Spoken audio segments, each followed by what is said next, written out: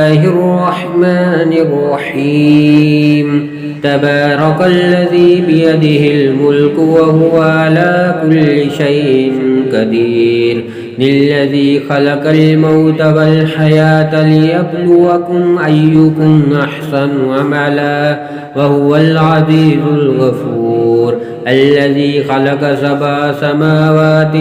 طباقا ما ترى في خلق الرحمن من تفاوت فارجع البصر هل ترى من فتور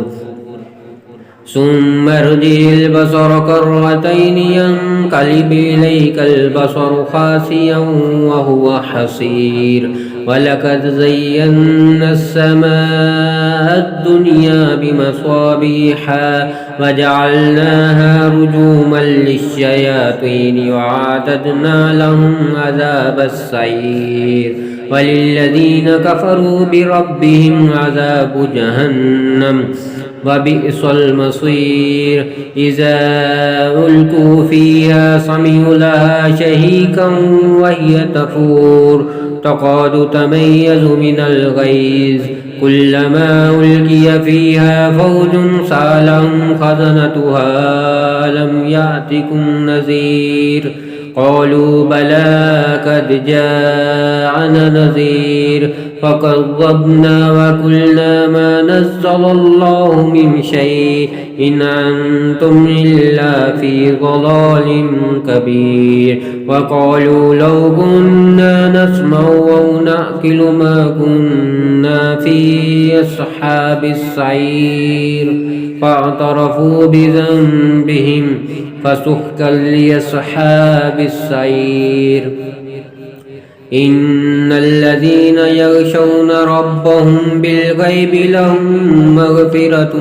وأجر كبير وأسروا قولكم وجهروا به إنه عليم بذات الصدور ألا يعلم من خلق وهو اللطيف الخبير هو الذي جعل لكم الأرض ذلولا فامشوا في مناكبها وكلوا من رزقه وإليه النشور آمنتم من في السماء أن يخسف بكم الأرض فإذا هي تمور أم أمنتم من في السماء أن يرسل عليكم حاصبا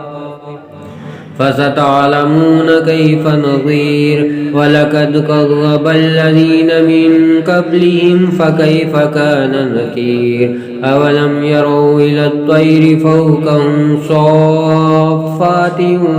ويقبضن ما يمسكهن إلا الرحمن إنه بكل شيء بصير أمن هذا الذي هو جند لكم ينصركم من دون الرحمن إن الكافرون إلا في غرور أمن هذا الذي يرزقكم إن أمسك رزقه بل لجوا في عتو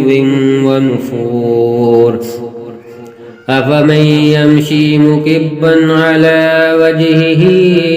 أهدى من يمشي سويا على صراط مستقيم قل هو الذي أنشأكم وجعل لكم السمع والأبصار والأفئدة قليلا ما تشكرون قل هو الذي ذراكم في الأرض وإليه تحشرون ويقولون متى هذا الوعد إن كنتم صادقين قل إنما العلم عند الله وإنما أنا نذير مبين فلما رأوه زلفة سيئت وجوه الذين كفروا وقيل هذا الذي كنتم به تدعون قل أرأيتم إن أهلكني الله ومن معي أو رحمنا فمن يجير الكافرين من عذاب عليم قل هو الرحمن آمنا به وعليه توكلنا فستعلمون من هو في ضلال مبين قل أرأيتم إن أصبح ماؤكم غورا فمن يأتكم بماء